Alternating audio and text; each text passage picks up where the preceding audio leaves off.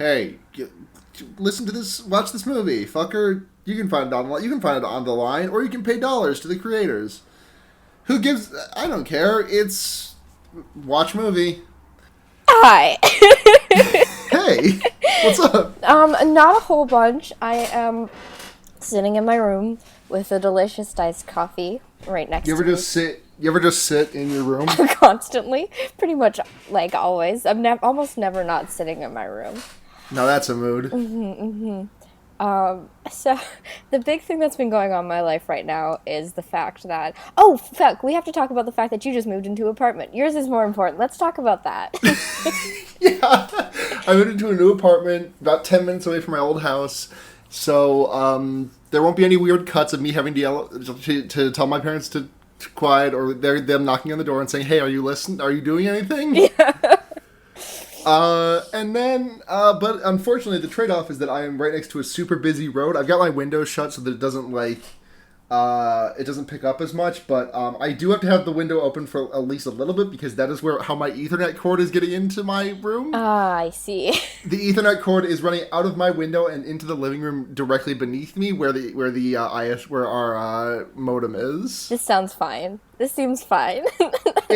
It's fine. Chunk seems happy enough. Yeah. That's all that matters. Right, yeah, absolutely. The only bad thing is that now my computer is in my bedroom, which is very bad for me. God, my computer is always with me at all times because I have a laptop, so... It's like unhealthy for me to have my full ass desktop. I got out of bed this morning. The first thing that I did when I got out of bed was I played a fucking game of Dota. Like, that's just that I cannot let myself turn into this person. Oh my god. I've been playing some Dota. That's also new with me. Yeah, exciting. How is Dota? Yeah, it sucks. Why do you play it?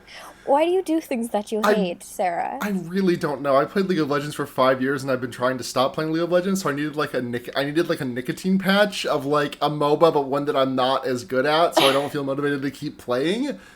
But the thing is, like, when you win a game of Dota, you feel good. Your brain is like, yes, here, have this good juice. Mm-hmm. And then every time you lose, you're like, oh, if I'd won, I would have had the good juice. And then you start trying to play another game. It seems like you have not so much solved a problem, but replaced one problem with another problem. Yeah, that's true. It's okay. That's also the human condition. The human condition is made up of two facets: constantly doing the dishes and replacing problems with similar or worse problems. I'm gonna try and stop playing it. It's not. I'm gonna play it if someone invites me to play it because I have a couple of friends who play it. Mm-hmm. But that's it. Mm-hmm. I gotta just quit it, and I gotta play some narrative games. I gotta play some Assassin's Brother Man. But I've been indulging in some old bad habits as well, which is to say, watching Doctor Who. Oh, God. Like a lot of it. And also, now the very, very bad, not very good, spin-off series, Torchwood, that I just can't stop watching, and it's all very twee and British, and so I'm just, like, sorry for the person that I'm going to become. Like, I mean, you already had a huge gender awakening due to Always Sunny in Philadelphia. Like, I cannot imagine what Doctor Who would do to you. Okay, so this is not the first time I was into Doctor Who, but it's literally, I think, I just... There is a fucking party happening downstairs. Holy shit. Oh my god. Drop Can everything you hear and any join of that? it. No, I can't. Okay. Well, like, there was just, like, clattering and clanging of everything. There's also, like, 6 animals in this house, by the way. Wow. Yeah, we got 3 dogs, one very big boy, who is my friend. His name is Jackson. He's the yellow lab, and I love him. Mm-hmm. There is a small boy named Pickles. I don't know what he is, but he's white and fluffy, and he hates me. Right on. Then there's, like, a 12-year-old blind wiener dog named Peanut. Oh, cool. And I love her to death. It's poppin', sounds like. Yeah, and then we got a couple of cats and a chunk. And a chunk. Oh, beauteous chunk. My grandson. Not to say that he has a father who I am the parent of. He is my grandson. My son who is great. Right, yes. Okay, good.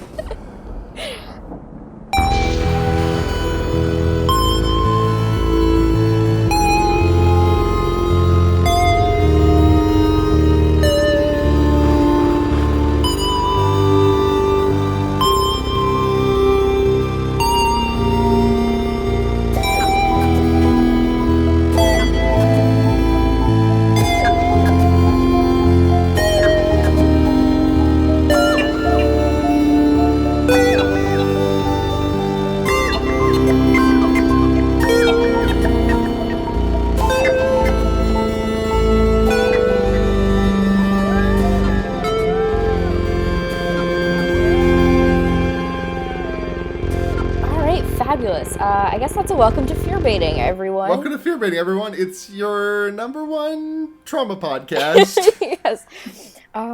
This quiet, understated, eeriness of grief podcast. I think that's the farthest we've ever been from the truth in an episode description of this is a X podcast. Yeah. So we're here for a very special reason today with this movie because we passed our 2-year anniversary recently of doing this dumbass podcast. Yes, I can't even believe that it like doesn't even feel like a year. If I'm being real, it really doesn't. We're coming up on like past a year since the start of the Wonder Year. I know that, right? That's bonkers. Yeah, I'm gonna check and see when exactly our first episode was published because I think that we did miss it by a week. Oops. So last week was our 2-year anniversary. Yes, it was. Thanks, Jasmine. Yeah, no, it's fine. But so yeah, wow, my voice is cracked there. We started off with some. We did not start off with stuff that was gonna give us a lot of listeners, huh? No. God, Final Prayer, As Above, So Below, Ills, Event. We did Event Horizon too early. I want to do Event Horizon again. Yeah, I'd be more than willing to revisit that. Yeah, those are some good ass movies though. I am so glad that you introduced me to Borderlands as our first episode because it's quickly become in my like top 5 of favorite horror movies ever. Really? It's so fucking good. It is extremely fucking good is the thing. Yeah. Blair, blah, blah, blah, blah, Blair. I'm looking at our stats on Libsyn. Guess how many all-time downloads we have for the Wonder Years? Huh. 420 with another 0 at the end. 4,200. Down. We're exactly 4,200. Right on. Oh. Nice. Hey. Nice. Yeah, our 1-year anniversary of the Wonder Years is like it's June 2nd, which is That's my birthday. It is. Yeah. Oh, funk. Which means we started the Wonder Years on my birthday, which I don't remember happening. We started the Wonder Years 2 days before your birthday because I edited the episode and put it out on time. Okay, right on. Cool. With possibly our best episode title from that. Like, sometimes I like looking at our episode titles because some of them are extremely good, like Anthroponormative, The Caddyshack Classic, Boss Baby Genesis. We've had some good times, but that's not the podcast we're on right now. Sarah. Is Mr. Six alive? Sarah. Listen. Hey. Inquisitive minds want to know. Do they? I don't know. What happened in horrors and gays? Gays horrors. Hey. Let's check out upcominghorrormovies.com because I haven't actually seen Hereditary's coming out in a couple of weeks and I'm fucking pumped. Me too. I'm going to shit in the theater. Don't shit in the theater. Don't shit in the theater. Sarah, don't shit in the theater. Sarah. Did you like Zombieland? Huh? Did you like Zombieland? What about Zombieland? Did you like it? Yeah, I guess so. They're making another one. Oh. Well, okay. Yeah, that's about how that like announcement left me. I was like, well, yeah. I mean, I'll see it. Who was in that? It was Jesse Eisenberg, Woody Harrelson. What the fuck's her name? The little one, the one that's not Dakota. Abigail Breslin. Was she in that? I don't know. Wasn't Emma Stone in it? I think she was. Let's look on Wikipedia. We got them all. Woody Harrelson, Jesse Eisenberg, Emma Stone, and Abigail Breslin. Dab. Woo! Got it in one. We did such a good job. The tagline for that movie was "Nut Up or Shut Up." Yep. That sounds about right. Which is weird because that doesn't relate to zombies at all. No, but hey, anything else? I mean, Zombieland is. What, are you not satisfied with Zombieland? Well, yeah. What is there anything else coming out? I think I don't know. Jordan Peele teased his new horror movie a couple of weeks ago, which I'm excited about. Oh yeah. Oh shit. Also, Rob McElhenney, It's Always Sunny in Philadelphia, is doing. Which one is he? He's Mac. Okay. He. Do all of them just share a name with their characters, or is it Mac and Charlie? It's Mac, Charlie. Well, Dennis kind of sounds like Glenn, because there's two N's in it. It's not really. But yeah, it's mostly just that. But first of all, he's directing the Minecraft movie, which is fucking stupid. And Sorry, which one? Charlie or Mac? Rob McElhenney is directing. I do very much like the idea of what if Mac, the character, directed Minecraft? Oh my god, yeah, me too. Oh my god. Okay, but relatedly, he is also doing a Rooster Teeth ordered a horror comedy movie or short or something from him, so I'm excited for that. What the fuck? It's a lot. There's a lot. That's a lot to take in. Hold on. So Rooster Teeth ordered a horror comedy thing from Rob McElhenney. Yes. Whatever the fuck. Yeah. Okay. I need a second. Yeah. Like, I think my opinion on this is like kind of the same thing that you had for Zombieland 2, which is like, I guess. I mean, I'm also like, I guess, but at the same time, I'm kind of like, this hole was a little bit made for me, you know? God, you were a big Rooster Teeth person, weren't you? No, okay. No, you were Yogscast. I was big Yogscast. Yogscast. I did have a brief affair with Red versus Blue. Brief, and then that happened like a year ago. You can't act like you were into Red versus Blue like 6 years ago. You were into Red versus Blue last year. Yeah, but hey. No, it was 2015 because I wrote fan fiction for it, and it's still on my AO3. And that's what it's dated as. You absolute wreck of a human being. Who I love with all of my heart. Can you believe people come here to like listen to my opinions about things as if they're not always abjectly terrible? No. All right, fab. Great. So, I don't think there's any like gay news. I'm gay. Same. So yeah. So that's the news, bitch. I'm gay and I moved into a new house. All right. So let's get into this fucking movie. Yeah. So we watched Lake Mungo, which I was too scared to watch at the start of this podcast, and we specifically put it off. We said that our 2 anniversary movies were going to be The Blair Witch Project and Lake Mungo. And we did Blair Witch last year. We did Lake Mungo this year, but no idea what we're doing for our anniversary next year. We have nothing that we've really built up. We'll figure it out. I think I talk about wanting to do a movie, and then we do it like 2 weeks later. Yeah.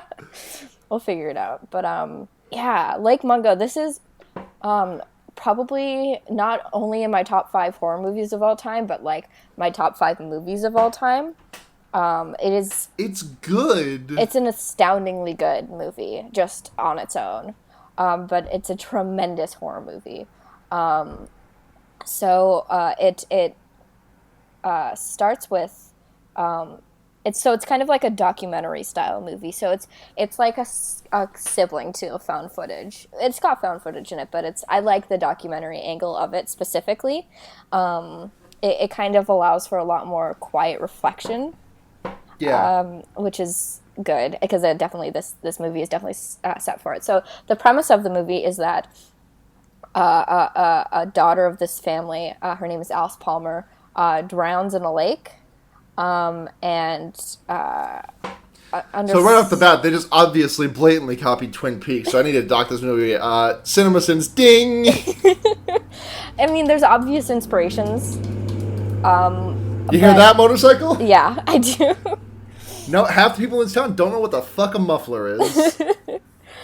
So there's some inspirations from it, but for the most part, it is definitely its own thing. So she drowns in a lake under somewhat mysterious circumstances. She just kind of goes into the water and doesn't come out, and there's not really any thrashing in the water. She just kind of like drowns. So the family thinks she's missing at first, and they go out on a search for her, and then like for days and days, and eventually they find her body at the bottom of the lake, and her father identifies the body, and the rest of the movie, and we'll get into the specific details of it, but the rest of the movie is basically just dealing with the grief of this like unexpected traumatic event, right? Yeah. Unexpected death of your daughter / sister, like, and just like the strange things grief does to a person, and also the mysterious, strange ways that trauma affects people. I don't know. It's just like, I'm thinking more of on a symbolic level, like a thematic level at this point. But like,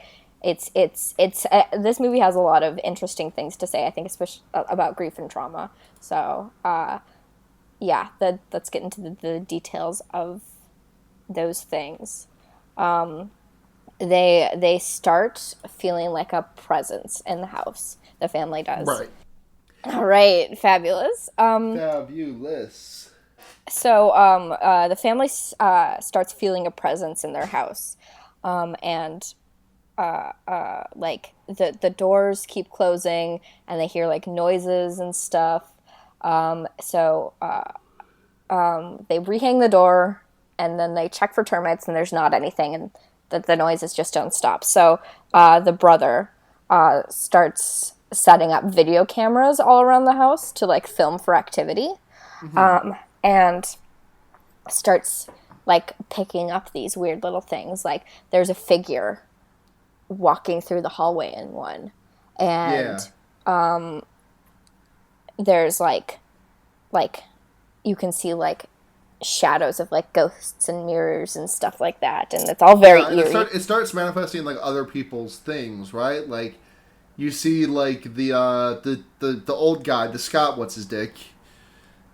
Remember at the lake, at the river? Oh yeah, yeah. So this other family was filming out by the lake, and they captured footage of someone who looks sort of like Alice, like in the background. Like across the way. Yeah. And I mean, it's all of this is very blurry and very, very inconclusive. But the thing is, it's like we're grieving parents, and like we want explanations for why these things are happening, and we want anything to believe that our daughter didn't actually die. So they, so especially with the footage taken by the other family on the lake, triggers them to like exhume the body so they can like do DNA analysis of it to make sure it's actually Alice, because the mother didn't identify the body, the father did, so she was convinced that her husband had made a mistake, But, that's not anything. Alice is dead, and, that's her body. Alice isn't dead, if you ask me. Oh, wow. That's a cool reference to a thing. Thanks. So... I'm still kind of reconciling the fact that a podcast that, Monsters Out of the Closet? No. Monsters Out of the Closet. Mentioned us in a tweet in the same sentence as a Night Vale production. Right. Which is fucking wild.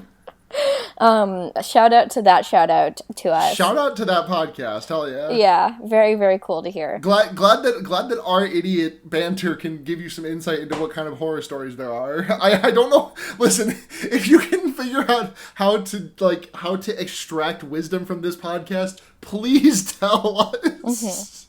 I still don't know. It's been 2 years. Sometimes we say intelligent things. I have never said a smart thing in my life, and we both know this. Okay, that's fair. So, also worth noting is the husband describes, like, a vision or something he had, just standing in Alice's old room and seeing Alice there. Like, she's just writing in her journal, and then, like, stills, and then like turns around and then yells at him to get out, and everyone's like, yeah, we don't know what to make of it, but we don't, like, this guy doesn't seem like the type to lie about something like that, so he saw something and we just don't know what it is. I mention that because a lot of these things, a lot of little details in this movie are circular, like it's just everything connects back to each other. Little moments connect back to each other constantly. It's so detail-oriented in the most perfect way, so I'm just excited to talk about it. So the body isn't... They exhume the body, it's Alice. And then they inspect the the videos and like they discover that they're or Brett, no, Yeah, no. The Matthew. Matthew. Matthew admits to having like faked the videos, because like Yep. he Bastard Matthew, worst son of the year. he set up TVs in the rooms and then filmed the reflections of those TVs. So All in all, a very impressive photo manipulation, especially for someone who is like doing it all physically and not like with Adobe. yeah. At the same time, he's also taking photographs. I think like once a month or something like that of their yard, and then like And just superimposing a thing of Alice in there. so the mother is looking at one of these hoax videos and discovers that their neighbor is like crouching in Alice's room. Yeah. Which fucking so eerie. Extremely so. And so she investigates where he was crouching, and finds a lockbox of Alice's, and like finds a tape of it in which, like, so she babysat for this family. Yeah. And apparently there was like a lot of like weird sexual abuse stuff happening, and that they filmed it, and she has that video. Yeah, Alice was getting... Alice and their neighbors, Brett the neighbor and his wife were both like having sex with Alice. Yeah, it's a bad scene altogether, and it's like just a secretive thing, that like, and it's what's interesting is how like the strangers react to like this news, because like everyone's being interviewed about it, and they're like, yeah, we would have never guessed Alice would have done something like that. And it's just interesting how there's this perception that it's shifted, like this blame is shifted onto her, which I don't think is the movie having bad discursive tendencies so much as just like showing how other people like, are gonna like project fault onto the other party being involved, The women's. Yeah. I'm gonna jump back really like to the very beginning, really just this little detail that I just remembered that is like my favorite fucking thing in the entire movie. After they identify Alice's body, they drive back to the house, but the car can only go in reverse, so they're just driving in reverse the entire way back to the house. Yeah. Oh God. Yeah. And it is kind of, if we're going to talk about symbolism some more, it is kind of indicative of like this, how the plot of this, not so much the plot, but like the details of this movie seem to be appearing in reverse, and how they keep like, and because of that, like things keep missing each other, Yeah. Because they're just not lining up to the time when like they're supposed to be noticed. Like they just keep, I don't know. We'll get to the specifics of it as we get deeper into the movie. But it's eerie and it's really interesting. And when you have little details like that, you made them made those decisions for a reason. So right. it's very cool.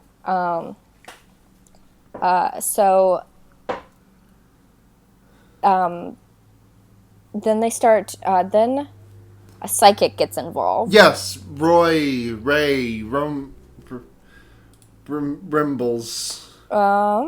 Ray Kemeny. Yeah. Whose birth name was Schultz, which I've never heard the name Schultz as a first name. Is that like an Australian thing? Well, he was from Belgium originally. Is that a Belgian thing? I don't know. I've never known anyone. The only person I've ever known named Schultz is Charles. Yeah? Guy who did Peanuts. He's from Minnesota. Is he? Yeah, he is. We've got little Peanuts dudes all over, like, Minneapolis and St. Paul. Huh.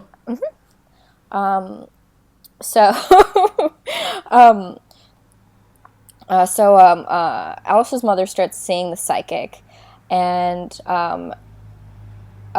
we get this recorded conversation of them where she's talking about how she's like standing in Alice's room, and like Alice is sitting on the chair in her room at the end of the bed, and like they can't, like she can't see her, so they're another instance of like just like two floating objects.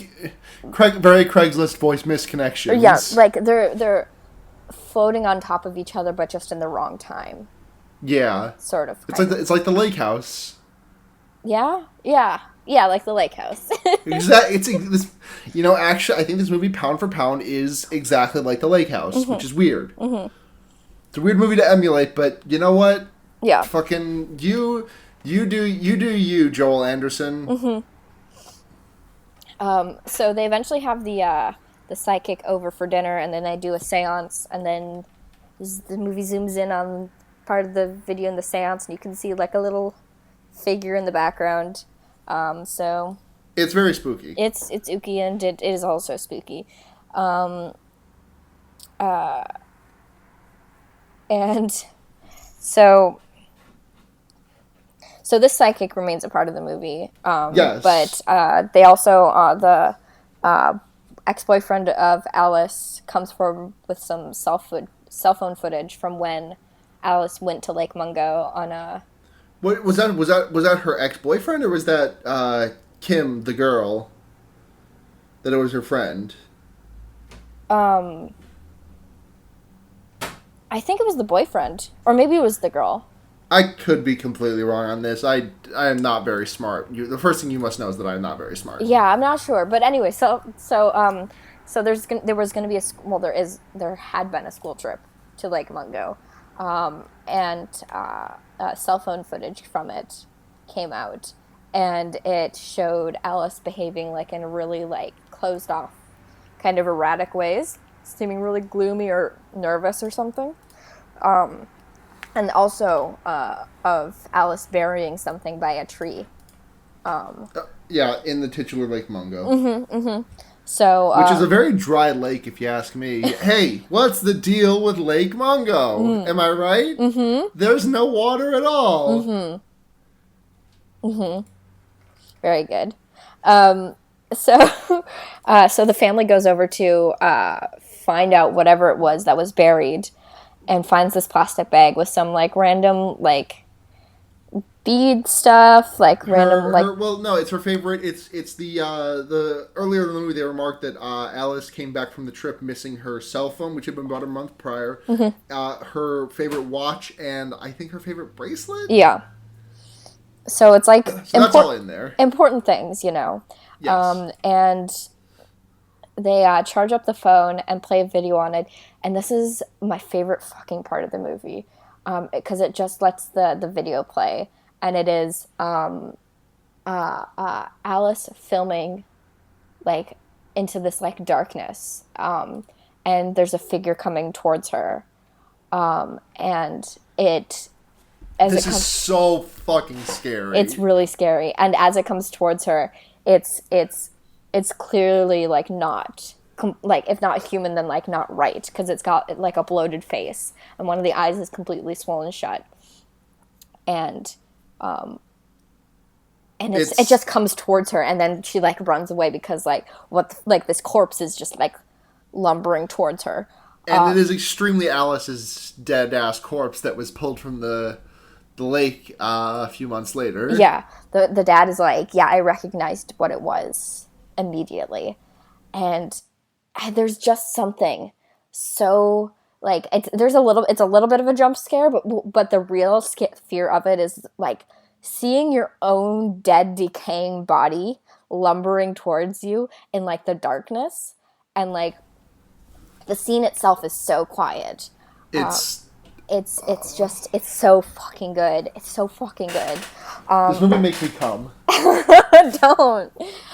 It kind of makes Lake Mungo made me nut. It kind of makes me want to issue a warning at the beginning of this episode to be like, don't listen to this podcast until you've seen the fucking movie, because that scare is my favorite goddamn thing in the world, and I don't want it to be spoiled for like anyone. You know. I'll put something in. I'll be like, hey, listen to this. Watch this movie, fucker. Yeah. You can find it online. You can find it on the line, or you can pay dollars to the creators. Yeah. Who gives? I don't care. It's watch movie. Watch. And I'm just gonna splice that out of the show and put it at the start. So it's a lot of like, well, what the fuck do we do with this? And yeah. Well, I think they come back to it ends really quietly. This movie does. They come back to the house and then they have the psychic session with Ray Smitty Werber-Jangerson, like SpongeBob. Yeah, do they? Remember when June's psychic session and Alice's psychic session are being played like over each other? Yeah. So where it's like Alice's like it's like going like an old tape of Alice doing the session, and she's like I hear I'm sitting in my room and I hear someone coming down the hall, and at the same time we hear Alice's mother June being like, I'm walking down the hall and I'm going into Alice's room, and this time Alice can see her mother, but June cannot see Alice. Yeah. Yeah, which is fucked up if you ask me. So, but the thing is, like, so she comes back to the house and her mom is like, things felt calmer here, like, and it just felt very strange that we were continuing to live here. So we've decided to move, and the fact that she couldn't see Alice in her room led her to believe that Alice had moved on. When the fact of the matter is, like, it's her mom who moved on and could no longer like have that sort of connection, and it's Alice being left alone in this house, just feeling completely, like she described, feeling completely alone, and she's just been trying to reach out this entire time. And God, yeah. So the closing credit scenes are like zoom ins on like the previous stuff we were shown, and it's like Alice was there the whole damn time. Like, but we were just looking in the wrong direction the entire time. Is that is that visible in when the images are originally shown in the movie, in like during the runtime of the movie? I kind of want to know. Yeah, I don't know that for sure, but it'd be very cool to find out if it is. It's interesting. I think so. If we're going to talk about secrets,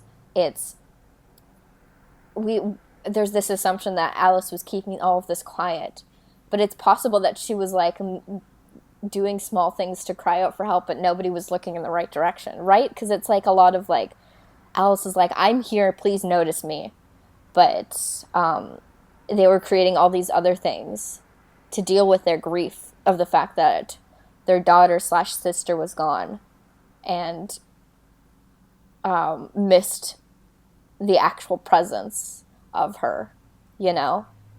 Yeah. It's so sad. It really is. I love this movie because it's eerie and fucking sad. And it's not, those are not feelings you generally, eeriness I think is totally underutilized by horror movies. Just like the uncanny unsettled like feeling that you get from like little things being off. Driving backwards the entire way home. So perfect. So perfect. Yeah. This is a movie that has, I mean, a lot of movies have symbolic things to say, but this one has like a lot of symbolic things to say. And I also want to say that I've been rereading House of Leaves, and I feel like these two things are not they don't have the same themes, but they definitely overlap in how they communicate the themes that they do communicate. You know, they're kind of cousins insofar as storytelling. It's such a fucking good movie. Good movie good. Very good. So on a scale of 0 to 5, future corpses. Future corpses is a good one. Yeah. You know, this movie does really go to show that you can... You know, it's really fitting that on the 2-year anniversary of our podcast, plus a week, we get a movie that really shows that you can, in fact, put a fucked up guy not only anywhere, but any when. Yeah. So And that's the true meaning of Christmas. fuck yeah. The real fucked up guy was a friendship we had all along. The real fucked up guy is in my closet. Yeah. He's in my closet. He's in your closet. And he's in in our everyone's hearts. closet. Yeah, and he's in our hearts. Whatever. Who gives a shit? So on a scale of 0 to 5, future corpses, I'm going to give this one a solid 5 out of 5. I think this is close to a perfect movie. That's going to be my stamp of approval. It's fabulous. It's like a tremendous movie. Yeah. I feel like it's been a while since we've seen like a real like 2.5 on this podcast. Yeah, I would agree. Like, I can't think of the last movie that I saw that we were both just like... We just watched The Bye Bye Man. Hey. That was a 0. Okay. Oh, you mean just like a middling one? Yeah, like The Corridor is what comes to mind when I think of middling movies that we've watched. Though I think we both rated that 3, which I think was a little bit high. Yeah. But whatever. Yeah. Some of the framing in that movie was good. Yeah. Let me look at our history from before you went on your absence. Frozen, that was a real 2 out of 5. Oh my god. I hated that movie. But it was like not anything is the thing. Yeah. What did you're also giving this one a 5 out of 5? Yeah. Cool. 13 Ghosts, that was kind of, no, Matthew Lillard's in that. Matthew Lillard automatically bumps any movie he's in up to a 3. At least a 3. Yeah. Splice was like a 4.5 that dropped down to a 2 after the first hour. Splice, yeah. I have a... Oh, the Blair Witch Project, talk about a real 2. Shut up. Don't talk about my baby like that. We stand a legend, and she kills college-age kids in her woods or whatever. So let's get into recommendations. Did we get any questions? Oh shit! I forgot to make a questions post. Oops! Shit! Here's a question. When you said the stream is coming up, get your snacks and beverages in order. Seda, friend of the show Nudity, says, I already ate my snack. Do you know if anyone will bring something to share? Roswell helpfully offered some rhubarb cake, so I think we got that one squared away. Yeah. Wow, it's going to be a short fucking episode. Jesus. Oh no, I feel so bad. Oh no. Oh shit. Okay, well, let's babble about recommendations for a while then.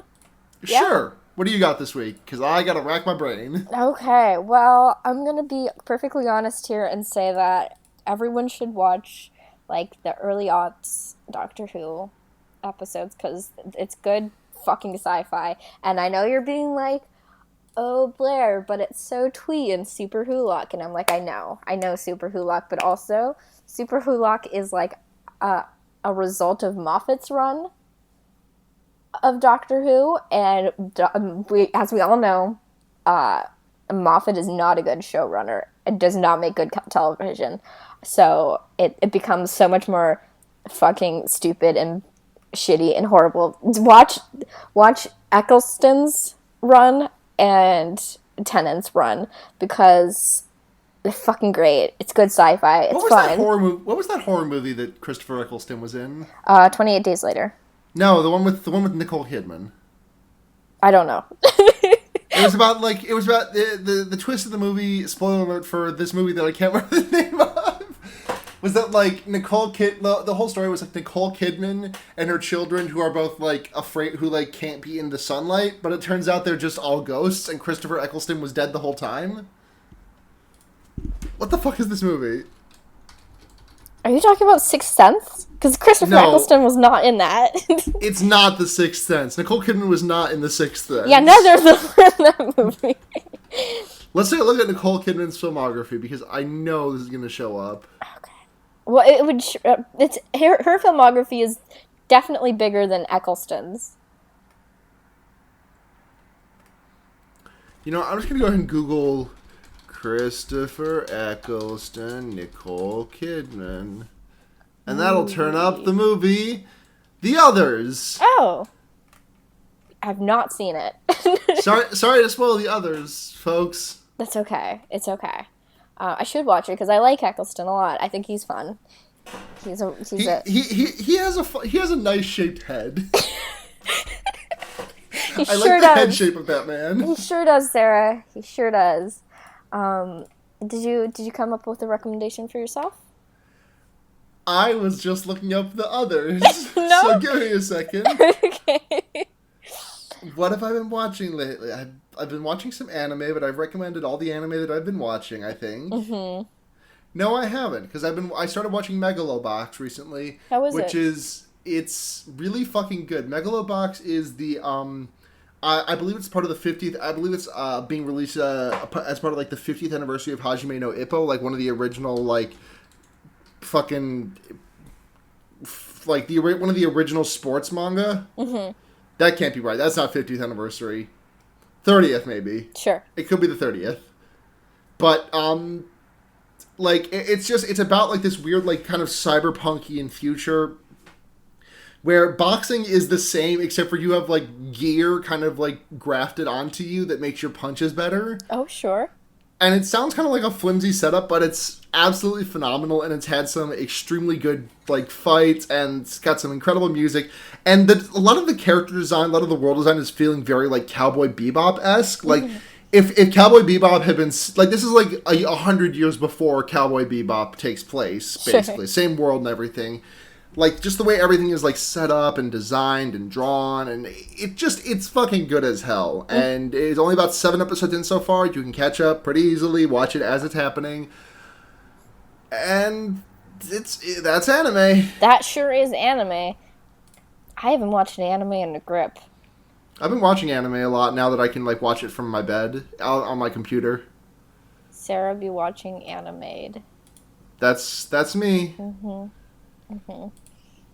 But Blair do be watching Doctor Who, so yeah. So he does not have room to talk about anything. So okay, well it is unfortunately a short one because I forgot to ask for questions. So you can slap me on the wrist for that. Yeah, I'm reaching across. I'm reaching my arms out now, Blair. I'm gonna smack you in about 2 seconds. Here comes my hand. Wow. You're supposed to do the Foley work of me smacking your hand. What was that sound? It was me smacking my hand, but lightly. No, the sound your voice made.